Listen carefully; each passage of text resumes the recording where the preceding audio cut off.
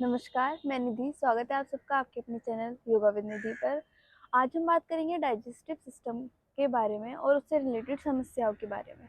दोस्तों, digestive system हमारे शरीर का बहुत ही महत्वपूर्ण सिस्टम होता है। अगर ये बिगड़ गया तो सारे सिस्टम हमारे ठीक से काम करना बंद कर देते हैं और धीरे-धीरे छोटी-छोटी समस्याओं से स्टार्ट होते-होते फिर वो बड़ी समस्याओं में कन्वर्ट हो जाते हैं। तो डाइजेस्ट सिस्टम हमारा जो होता है वो हमारे मुंह से स्टार्ट होके हमारे एनस तक रहता है। सबसे पहले इसमें क्या होता है, सबसे पहले फूड का ब्रेकडाउन होता है। डाइजेस्टिव सिस्टम में सबसे पहले फूड का ब्रेकडाउन होता है। उसके बाद जो होता है वो एब्जॉर्प्शन होता है। एब्जॉर्प्शन में क्या होता है, जो भी हमारे फूड में न्यूट्रिएंट्स होते हैं वो सारे जो डाइजेस्ट सिस्टम होता है वो उसमें से निकाल के और ब्लड में सप्लाई कर देता है। उसके बाद होता है एक्सक्रीशन। जो एक्सक्रीशन होता है उसमें हमारे अंदर जो भी वेस्ट प्रोडक्ट बचता है वो बाहर निकल जाता है। ठीक है, तो अगर ये सारी चीज़ें ठीक से ना हो तो थोड़ी थोड़ी समस्याएं होने लगती हैं, जैसे कि constipation, indigestion, over digestion, gas, ये सारी समस्याएं होने लगती हैं।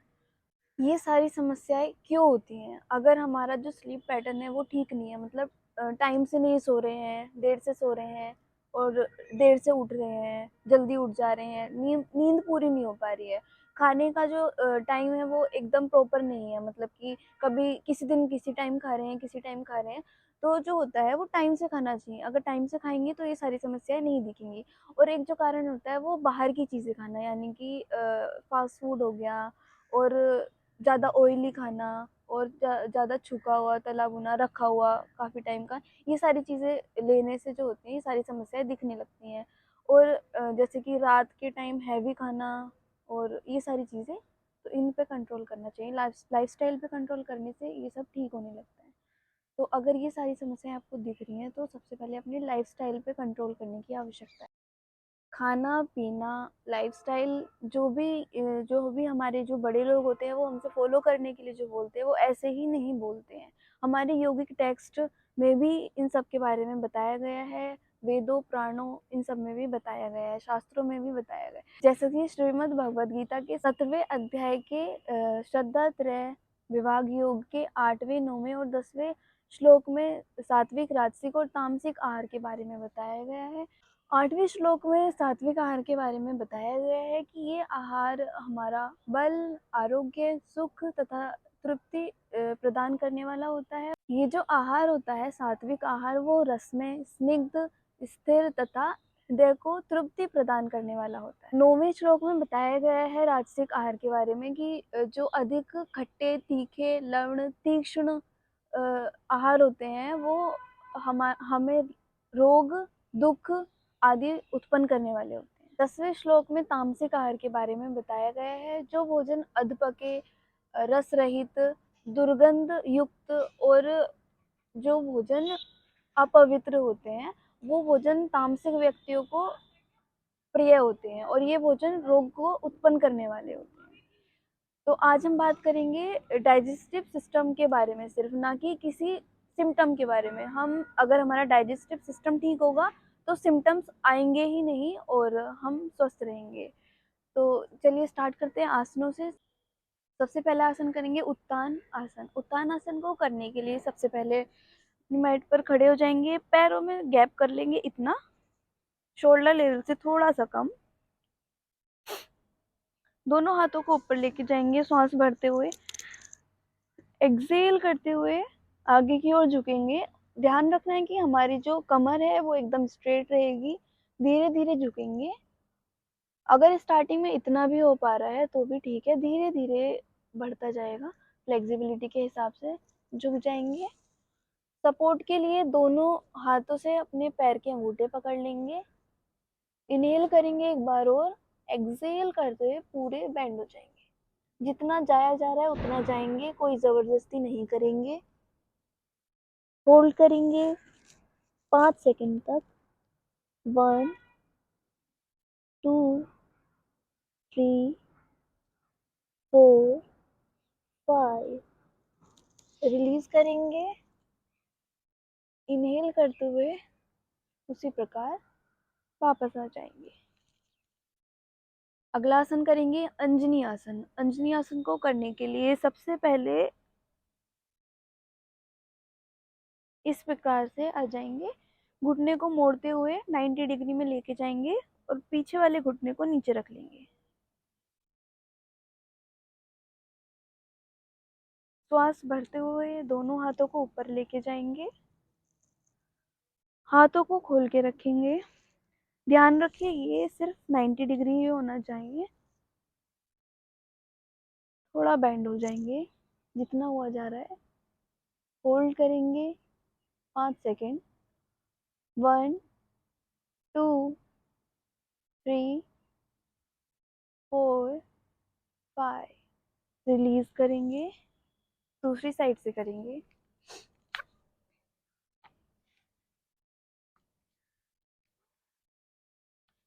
इसी प्रकार करेंगे दूसरी साइड से भी। होल्ड करेंगे 1 2 3 4 5। रिलीज करेंगे। अब यहीं से अधोमुख स्वान आसन में चले जाएंगे। पैर को पीछे लेके जाएंगे, दोनों पैरों के बीच में शोल्डर लेवल के बराबर गैप रखेंगे। हाथों और पैरों के अंदर गैप सेम होना चाहिए। अब श्वास भरेंगे और थोड़ा पुश करेंगे अपनी पूरी बॉडी को। अगर एड़ी नहीं रख पा रहे हैं जमीन पे तो थोड़ी इस तरीके से पोजीशन में आने के बाद थोड़ी पेंडलिंग करेंगे।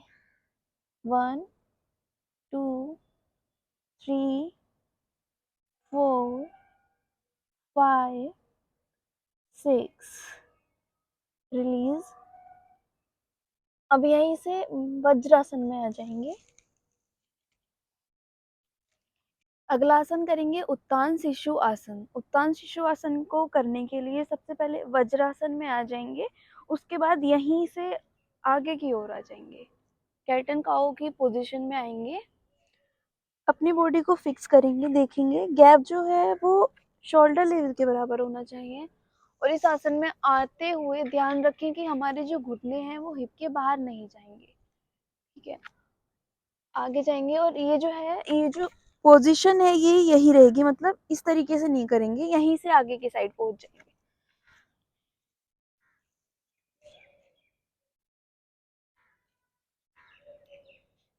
होल्ड करेंगे 1 2 3 4 5। वापस आने के लिए सबसे पहले हाथों को उठाएंगे, फिर चेस्ट को हाथों की मदद से वापस। यहीं से अधोमुख स्वानासन में चले जाएंगे एक बार और। पैडलिंग करेंगे 1 2 3 4 5 6। वापस आ जाएंगे।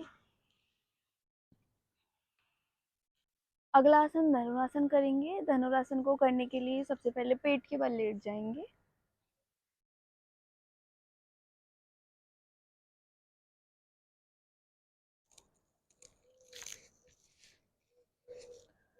स्टार्ट करेंगे धनुरासन। दोनों पैरों को मोड़ लेंगे, दोनों हाथों से अपनी एंकल को पकड़ेंगे और इनहेल करते हुए उठ जाएंगे ऊपर।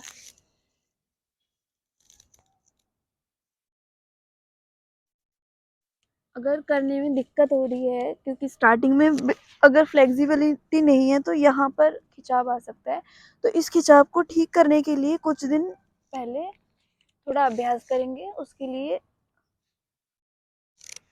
पैर को लेंगे और इस तरीके से लगाएंगे,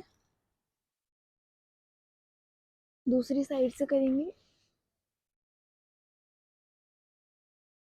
थोड़ी थोड़ी देर होल्ड करेंगे, उसके बाद जो है यहाँ पर खिंचाव आना कम हो जाएगा। उसके बाद करेंगे, उसके बाद क्या करेंगे, दोनों हाथों से पकड़ेंगे पैर को, पहले आगे से उठेंगे, होल्ड करेंगे वापस। अब पीछे से उठाएंगे, दोनों पैरों को होल्ड करेंगे, वापस। अब करेंगे पूरा 1 2 3 4 5।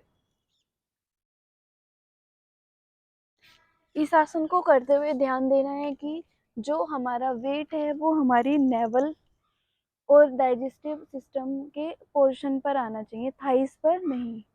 ठीक है, तो और एक क्रिया करनी है। इसके बाद जो क्रिया करनी है वो कपालभाति क्रिया करनी है। कपालभाति करने के लिए जैसे कि आप सबको पता ही है, जो एक्सलेशन पर फोकस करना होता है। एक बार मैं करके दिखा देती हूँ।